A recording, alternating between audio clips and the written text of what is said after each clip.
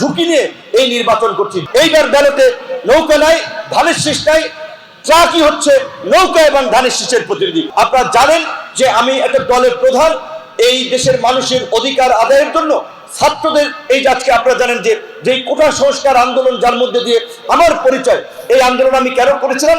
আপনাদের ছেলেমেয়েরা পড়াশোনা করে যেন চাকরি পায়, সেই চাকরিতে আগে 56% কোটা ছিল, আমরা সেটার সংস্কারের জন্য আন্দোলন করেছি যে না কোটা নয়, মেধার ভিত্তিতে যেন তার চাকরি হয়। আজকে এই গতকালকে প্রাইমারি পরীক্ষার রেজাল্ট দিয়েছে, কোনো কোটা নাই সেখানে, এইভাবে আজকে সারা দেশের মেধাবী ছেলে মেয়েরা চাকরি পাচ্ছে। স্কুলের শিক্ষকরা প্রাইমারি, হাই স্কুল, কলেজ, তাদের যখন বেতন বৃদ্ধি, সুযোগ সুবিধার বিষয় নিয়ে যখন তারা কথা বলে আমাদের কাছে আসে যে বিপি সাহেব আপনি অন্তত আমাদের এই দাবির পক্ষে একটু কথা বলেন, তাহলে আমাদের দাবিটা আদায় সহজ হবে। আমরা কিন্তু সকল শ্রেণী পেশার মানুষের, এমনকি গ্রাম পুলিশ যে চৌকিদার, তাদের বেতন বৃদ্ধি, ইউনিয়ন পরিষদের মেম্বার চেয়ারম্যানদের বেতন বৃদ্ধি এবং রাষ্ট্রীয় পর্যায় থেকে তাদের সম্মান নিশ্চিত করার জন্য আমরা দাবি তুলেছি, আমরা কাজ করেছি।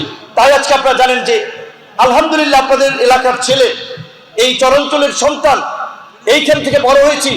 আমরা কোনো জমিদার ফ্যামিলি থেকে, এমপি মন্ত্রীর ফ্যামিলি থেকে উঠে আসি নাই, একেবারে আপনাদের মতো আম পাবলিক সাধারণ পরিবার থেকে উঠে এসেছি, কিন্তু আজকে সারা বাংলাদেশের মানুষ চেনে। তো আলহামদুলিল্লাহ এটা আপনাদের জন্য একটা সম্মানের, আমি অনেক আশা এবং ভরসার জায়গা থেকে। এক্সট্রিম মশার কয়েল প্ল্যান্ট ফাইবার দিয়ে তৈরি, তাই সহজে ভাঙে না, সুগন্ধিযুক্ত ও নিরবিচ্ছিন্নভাবে জ্বলে। ডেঙ্গু, চিকুনগুনিয়া বাহি সহ যে কোনো মশার বিরুদ্ধে দেয় এক্সট্রিম সুরক্ষা। একটা চরম প্রতিকূল পরিস্থিতিতে একটা বড় ধরনের ঝুঁকি নিয়ে এই নির্বাচন করছি। ঝুঁকিটা কি আপনারা জানেন, আমরা বিএনপির সাথে অ্যালায়েন্স করেছি, বিএনপি আমাদেরকে সমর্থন দিয়েছে, কিন্তু বিএনপির দলীয় সিদ্ধান্ত না মেনে তারেক রহমানকে বৃদ্ধাঙ্গুলি দেখিয়ে আরেকজন লোক ছবি নির্বাচন করছে, বিভিন্ন অফিস খুলছে, সেখানে নাকি শুনেছি তারেক রহমান খালেদা জিয়ার ছবি লাগিয়েছে।